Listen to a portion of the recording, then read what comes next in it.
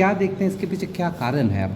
Actually इसके बारे में मैं स्टेट गवर्नमेंट को जिम्मेदार ठहराएंगे, क्योंकि 2001 साल से हम कांग्रेस और हमारा जितना उस ज़माने में एली था, टीजीएस या आईएनपीटी, सबको डिमांड था कि ये लैंग्वेज चालू करने के लिए पहले स्क्रिप्ट तय होना चाहिए।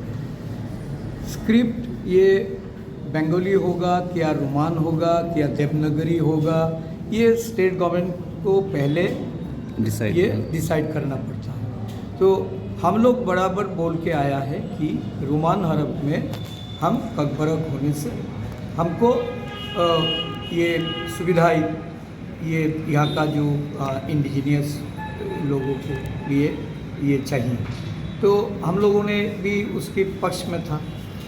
रीजनल पार्टी यहाँ पे जितना था वो भी रोमान हरफ की मांग कर रहे थे, और भाषा कमीशन यहाँ पे जो हुआ उसका भी रिकमेंडेशन था रोमान। तो ये गवर्नमेंट अगर रोमान हरफ को तय कर लेते तो अभी इसको लेके कोई सवाल नहीं उठता। क्या हो गया कि अभी जो डिमांड आ रहा है तो उसके बारे में तो पहले सरकार को कौन सा स्क्रिप्ट में ये चालू होगा उसके बारे में उनको डिसाइड करना चाहिए। वो डिसाइड हो जाता। ये लोग चाहते हैं, पहले बोला कि हम देवनागरी में ये करेंगे, उसका जो ये ट्राइबल लीडर है, पहले जो ट्राइबल वेलफेयर मिनिस्टर थे रामपद जमाती, उन्होंने देवनागरी भाषा को इम्प्लीमेंट करने के लिए चाहा, लेकिन इसके खिलाफ हम सब लोग थे। हम बराबर रोमान स्क्रिप्ट चाहते थे। अभी रोमान स्क्रिप्ट में ही होना चाहिए, लेकिन रोमान स्क्रिप्ट और जो भी स्क्रिप्ट है पहले स्टेट गवर्नमेंट को ये तय करना पड़ेगा, उसको एडप्ट करना पड़ेगा, फिर ये भाषा चालू होना शुरू होगा।